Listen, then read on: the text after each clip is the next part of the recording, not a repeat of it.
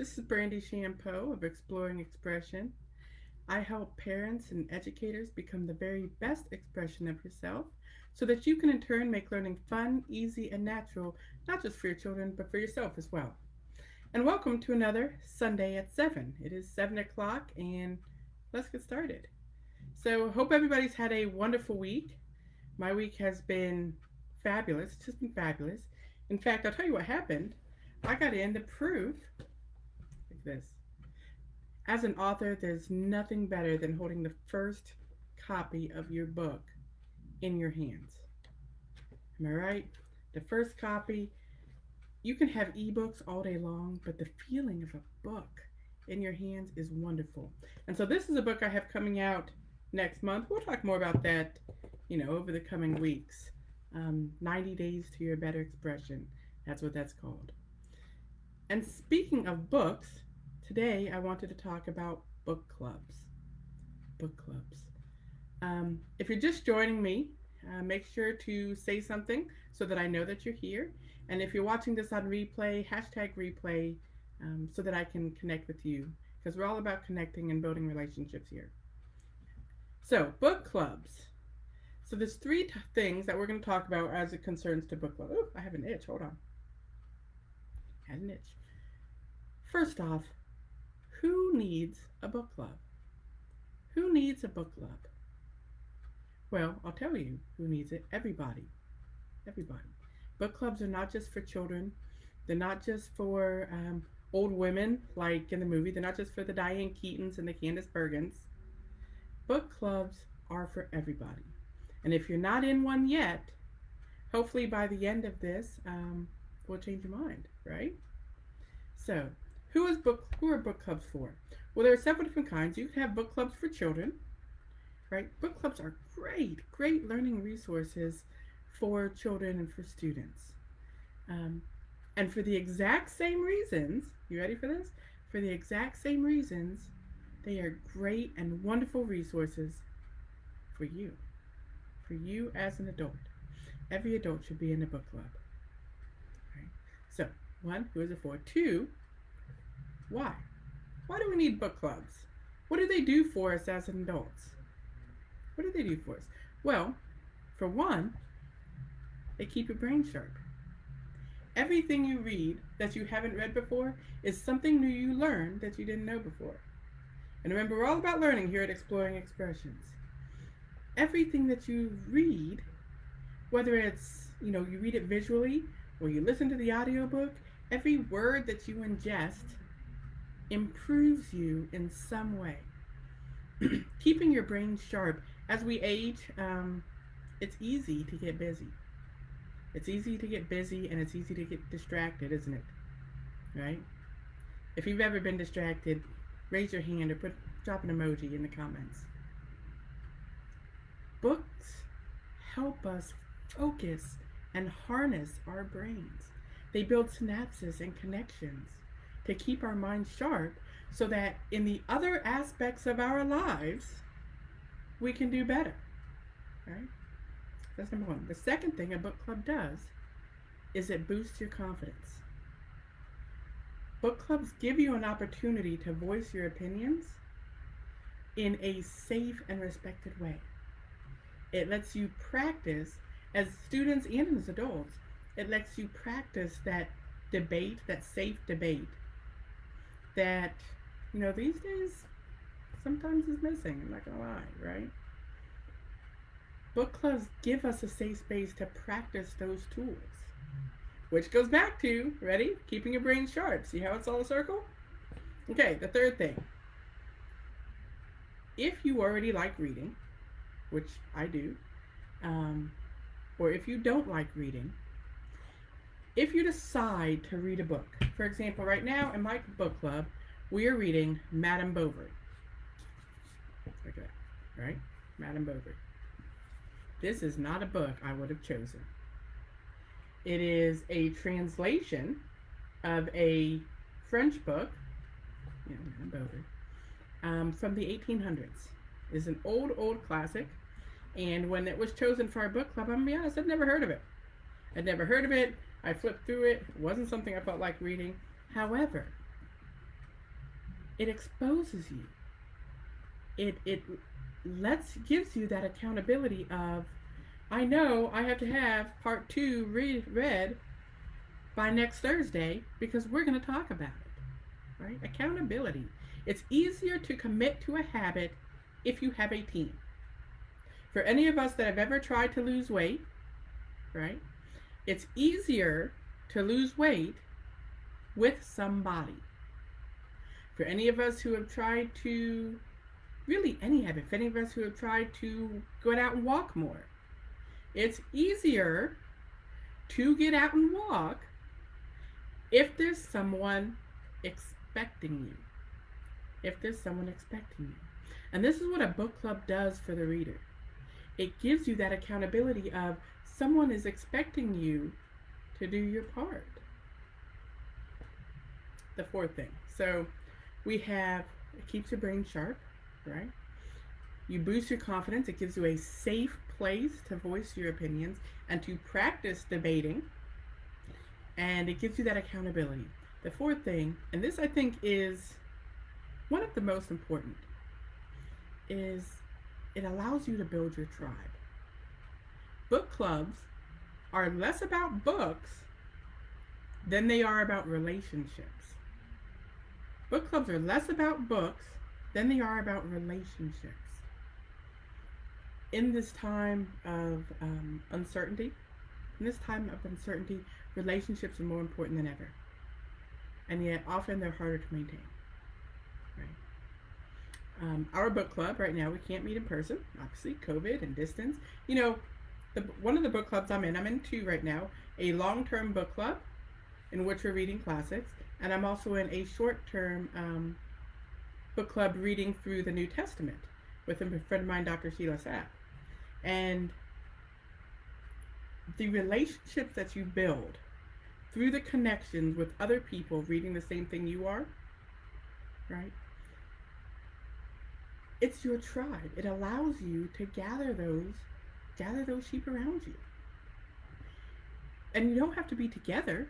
You know, the people in my classics book club, a couple of them are in Connecticut, one of them's in Virginia. There's one of them, honestly, I don't know where he's at right now, but I know he's reading, right? And I know he's waiting on me. I know he's counting on me. He's giving me that accountability that a book club serves to do for both adults and children.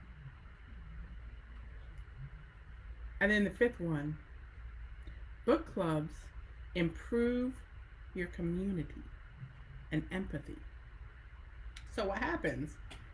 Not only do you often read books that you may not have read before, but by talking about it with someone else, you are learning a diverse point of view.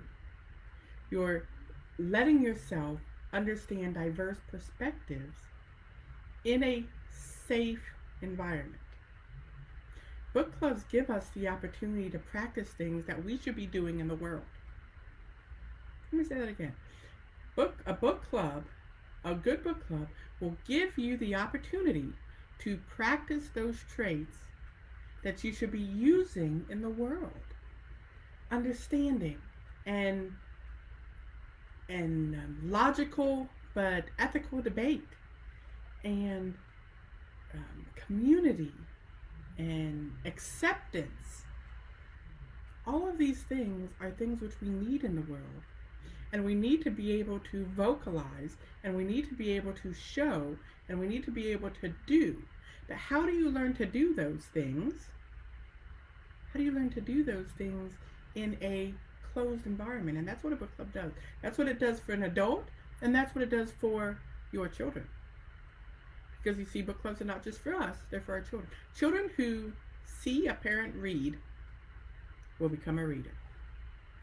Children are far more likely to read if they see their parent reading.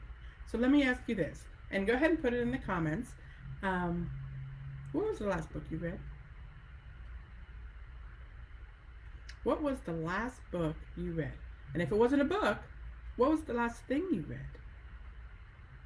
Because, you know, book clubs don't just have to be for classic fiction.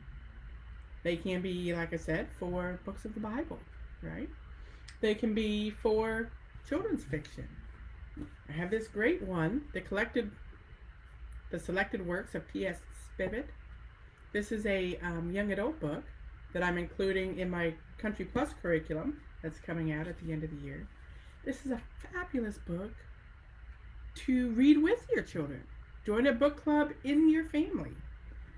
Nancy said she read Lord of the Flies. That's a great book. Classics, there's a reason something becomes a classic. Things become classics because they endure, because their message endures. And they have something to say to us. No matter if it's the 1800s, 1900s now, a classic still has something to say to you. And that's why it's a classic. That's why these things endure. Other things you can read, let me see what I have.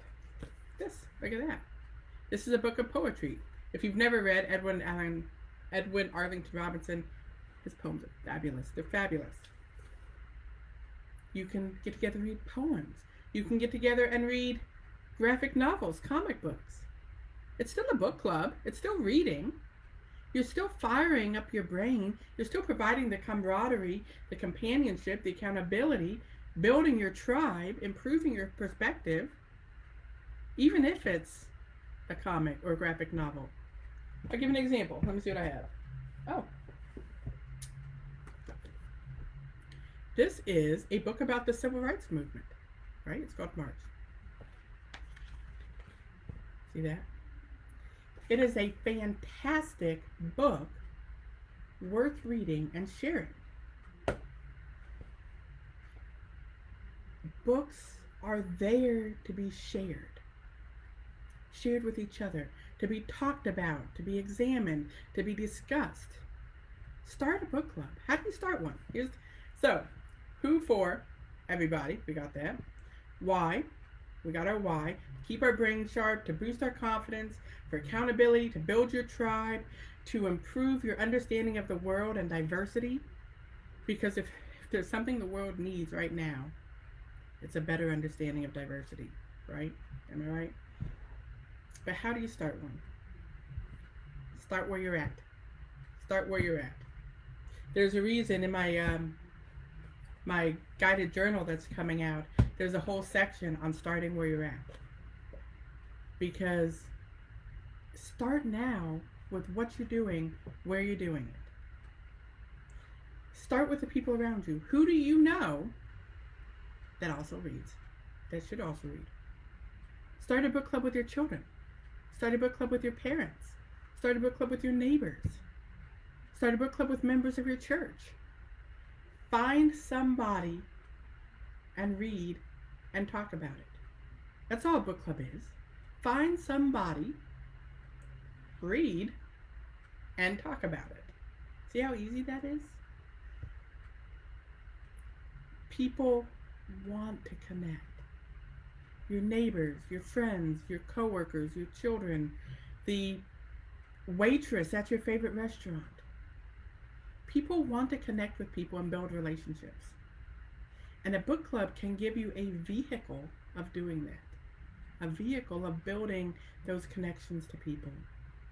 Of growing into your best expression. And that's what we want for you here at Exploring Expression. We want to help you become the very best expression of yourself. We want to help you learn to embrace a learning lifestyle. A lifestyle that says every day I learn something new. Every day I read something. Every day I spoke to somebody. Every day I saw something. Every day I experienced something that I hadn't before. And the wires and synapses are growing and your brain is firing and your emotions are building to your best version of you.